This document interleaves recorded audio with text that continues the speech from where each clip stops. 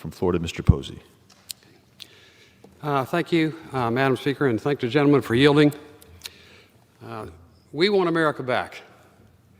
Those are just a few of the lyrics of a song written by a group named the Steels in 1996. Some of them said, "Something is wrong with America. This nation is like a runaway train headed down the wrong track." And it concludes in part with, "I love America, but I don't love what she's becoming." Circumstances seemed pretty despairing back then, but they pale in comparison to what we're seeing going on across our country today, perpetrated by Marxists, anarchists, and those malcontents who are funding them. Today, the miscreants are using George Floyd's death to neuter the ability of the police to enforce the law. And so far, they've been successful in getting the police out of the way. Without law enforcement, their mobs are free to move in, smash businesses, injure people, and cause chaos. Those aren't peaceful protesters, and they're not peaceful protest. Their outcry for justice makes sympathetic or perhaps even cowardly corporations and stupid movie stars send money to them. Now they're tearing down the statues, intimidating the public and politicians into accepting their far-fetched demands and giving them even more power. Circumstances are advantageous for them right now because we're in the midst of a pandemic, so they have a freer reign of the streets. Who could have ever imagined sanctuary cities where America's rule of law is willfully ignored by government officials? Who would have ever imagined some elected officials would allow domestic terrorists or wannabe revolutionaries to commandeer a complete takeover and rule of both public and private property and have dominion over other unwilling citizens of the United States in so-called autonomous zones? Give me a break. And then the lawbreakers have the audacity to demand our police be defunded or reimagined, whatever the heck that means. It sounds insane. It's really a campaign to drive our duly elected president, Donald Trump, from office. Anyone who stands in their way, they think should be destroyed. And so we can expect it to get worse and worse until November the 3rd, when they hope to put an end to the prosperity created by the president. You'd have to suffer from the world's worst case of Potomac fever or Beltway brain drain to think they are fooling anybody. Meanwhile, the leadership and the majority in this chamber have been silent. I've not heard a single word, syllable, or letter uttered by them in opposition to the miscreants. It's past time for them to condemn their activities.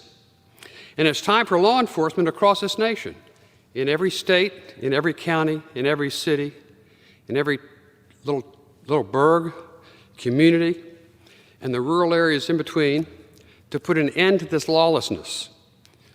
If you don't start acting soon, there won't be anything left to tear down. I'd like to take a bunch of these wannabe revolutionaries to South or Central America for a few days to see how their game would end if they were successful in having it their way. If you've ever traveled throughout those socialist countries there, it's a very eye-opening experience. The State Department and even their own officials warn you, don't wear any jewelry, don't carry much cash, because there's a good chance you're going to get robbed. And if you're approached by a robber, hand over everything, hold back nothing, because they would just as soon shoot you and kill you as not shoot you and kill you. There's a lot of lawlessness, and they don't fear justice. They don't fear the police. They're going to take, and you're going to give, or you're going to die. And you know what the State Department and the local officials tell you next? If you get robbed, don't call the police. It's not like in our country where if there's a problem, you call the police.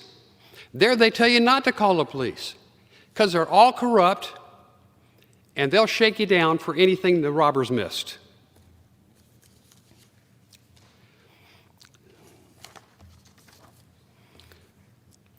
One common denominator of the countries that I visited, which were Brazil, French Guiana, Suriname, and Trinidad, was a common denominator that every single house that I saw, large or small, urban or suburban, no matter how far out you went into the country, every single house that was more than a cardboard box had bars on every window and most of the doors. Why? Because that's what lawlessness brings.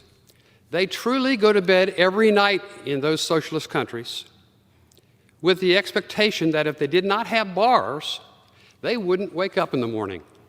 Or if they did, every possession that they had that was worth anything would be gone. Very little police, high crime, high unemployment, bars in all the windows. Is that what we really want for our future?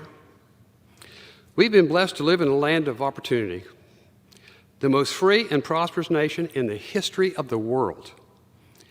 Many, many, many people have risked their lives and the lives of their wives, their grandparents, their parents, their children, family members to come here. This place is really that good that people would risk their life just to come here, a chance of coming here. We cannot stand back and let it be destroyed. We want America back, and I yield back. Thank you. I thank the gentleman.